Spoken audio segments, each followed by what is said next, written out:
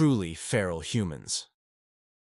There are humans that say that they are going feral, but then you have the case of the survivor found on crash site 487B after 15 solar rotations alone.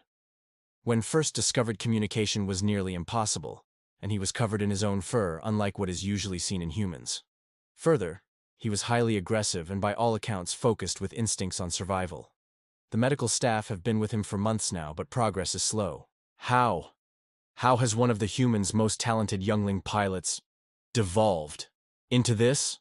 The Sarlan commander asked, his almost humanoid face contorting in disgust. Sarlans have very expressive faces, and are generally used as human envoys as a result of their similar build and looks.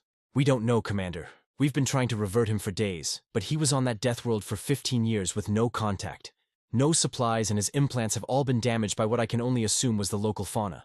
It's a miracle he's even alive, stated the medic. Juut was her name, standing a full foot shorter than the commander, as was common in Sarlans.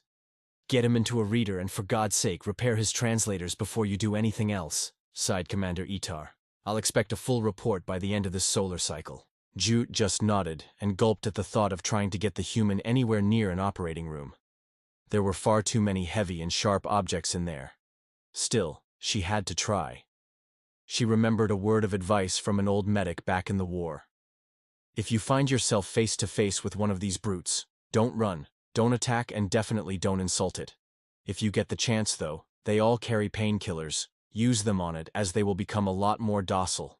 Ironic really that this poor man probably ended up down there at around the time she received said advice, she thought as she made her way to the lower levels.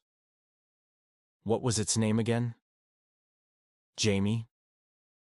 Always so hard to pronounce using audible communication, she mused, an annoyed wrinkle forming as she tested out the word on her tongue.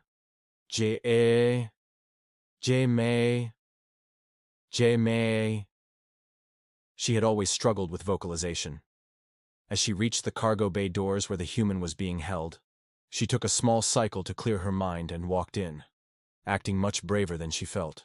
The human, Jamie, turned at the intrusion and backed away slowly, eyes darting left to right, sizing up the newcomer. That's what they've finally sent in to kill me?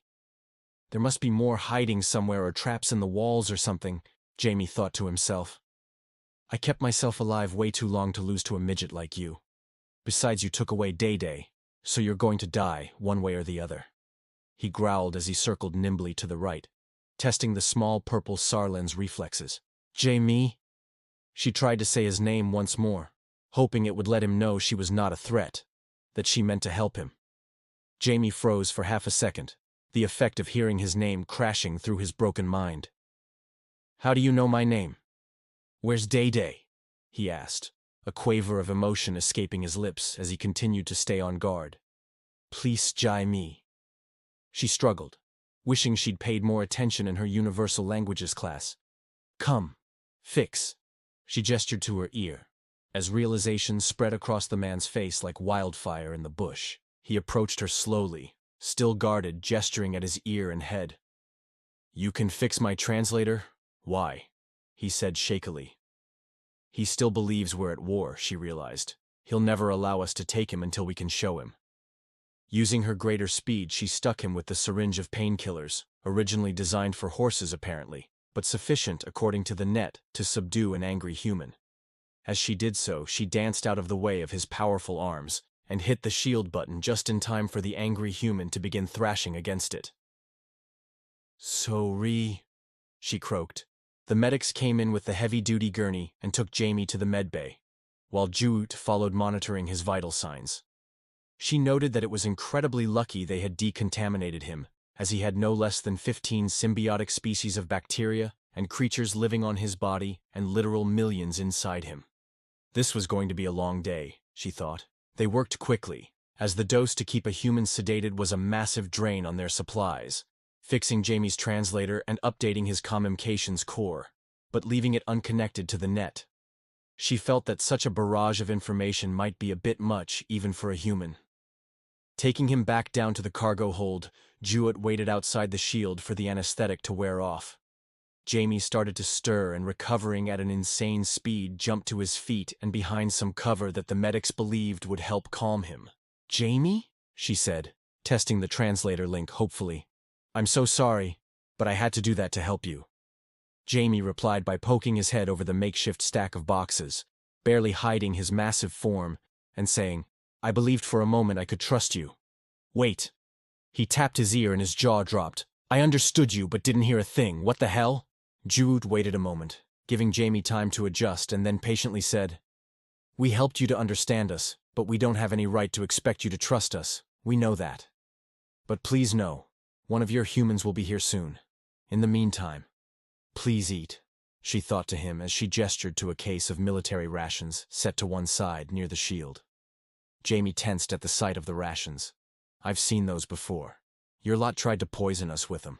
Screw that anyway. Where the hell is Day-Day?" he roared, seeming to drop back into his single-minded pursuit. "Who is Day-Day?" she asked, tilting her head quizzically. "Day-Day kept me alive down there. He was my friend." Jamie spat, the anger clear in his red face, his shoulder muscles twitching. "Do you mean the Dracosaur?" she asked, a foreboding feeling gripping her. "I don't care what you call him. Where's my friend?" he said, still intent on getting the truth. She looked down at the floor where she sat, and realized that they had made an error when they dropped to the surface to rescue him. "I'm sorry. We thought you were being attacked. None survived the encounter besides you," she thought across their link, forlorn in her oversight. Jamie roared, almost a howl, a guttural, loud declaration of pain. Then he slumped onto the ground, his world shattered. "For years I was alone, then I had Day-Day. Now I'm alone again," he sobbed, his tears mingling with anger. "I'm so sorry. Would you like me to leave?" "I know human grief can be complicated," she offered, her genuine tone seeming to take Jamie by surprise. "No. Just tell me what the hell you want with me," he said, his tone flat, like the life had been stripped from his voice. "We need you to realize what's happened and where you are. Can I show you a vid? It will be startling at first," she said, a nervous tone in her voice. "Fine," he said, shrugging his shoulders. "Okay, please don't be alarmed. I'm reconnecting you to the net. There we are. Try to only think about us here. I'm connecting to you now to guide you." As she said this, she connected, and was bombarded with a maelstrom of emotion coming from Jamie, dragging her and Jamie through the net to the footage of that fateful day. "No, Jamie! Please stop.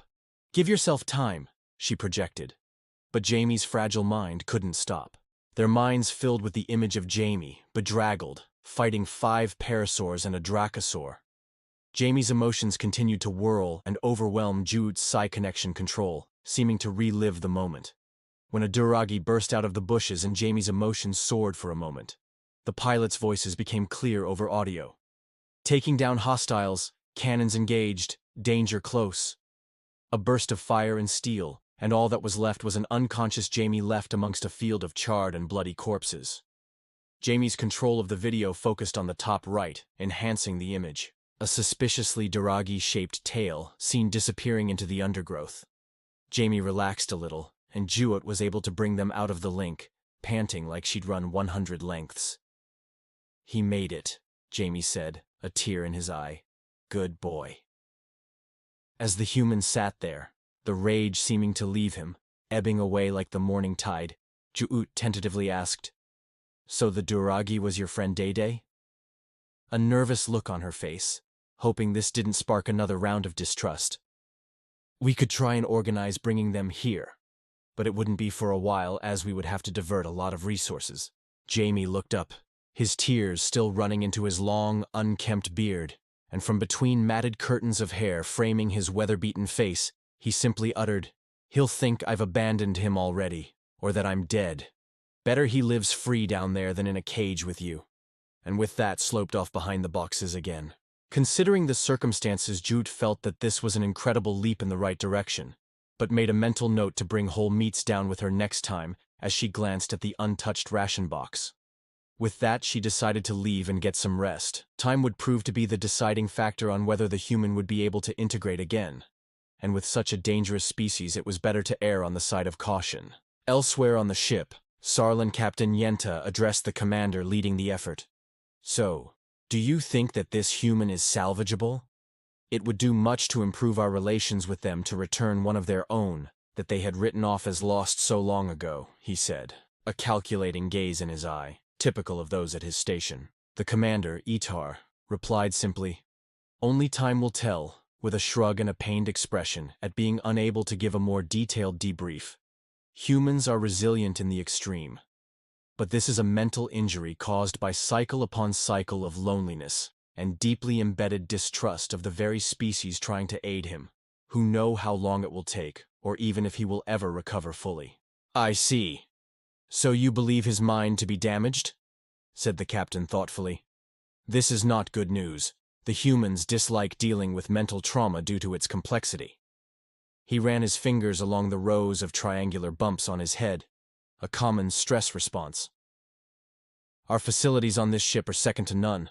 I want no facility barred in our attempts to rehabilitate him, and leave this young medic in charge for now. She seems to be naturally good with him." And with that, he dismissed the commander. Commander Itar showed the proper formalities, slapping his left shoulder and turned to leave, musing over what to do next.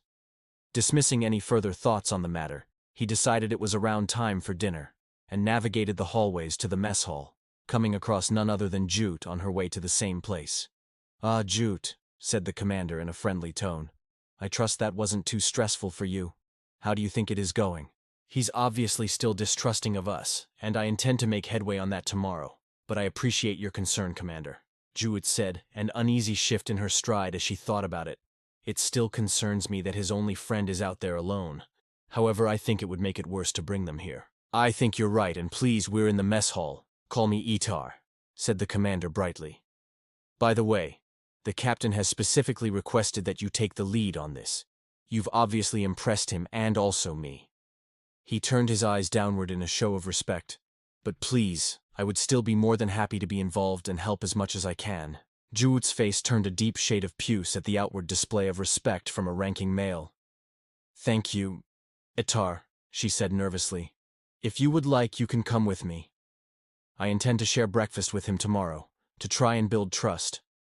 "Maybe having an officer there would show good faith," she said, unsure about how well the bold request would be received. Itar thought for a moment. "I think that's a fine idea," impressed with the forethought of the young medic. "I will meet you here at 060. "Thank you, Itar. I just need to find a way to requisition some actual meat," she laughed. The morning the two Sarlans met in the mess hall and went to the quartermaster. After having secured some of the cargo, albeit dry frozen, they headed down to the hold with Jamie in it. "How sure are you that he won't kill us or take us hostage?" "Just curious," chuckled Itar. I think it's about 50-50 to be perfectly honest. But please do as I say. I've practiced a few basic human phrases," she said, as the door opened. Jamie sat next to his boxes on the corner, obviously looking around the room for any weak points in his enclosure. The ration box completely untouched. "Please each wear uz," said Juut in verbal speech, taking Itar by surprise. Jamie raised an eyebrow, obvious distrust on his face tinged with confusion, not moving a muscle. "Shit. Did I get it wrong?" thought Juut. "Please. Food, fur eating," she said, holding up the vacuum-packed bag of dry frozen meat. Jamie perked up seeing the meat in the bag, but still didn't move. "Turn off the shields, please," Juut communicated through to the security system. Itar raised his eyebrow at her, clearly not happy with this decision. Jamie immediately rushed them, roaring as he came. "Hold fast!" shouted Juut to the commander.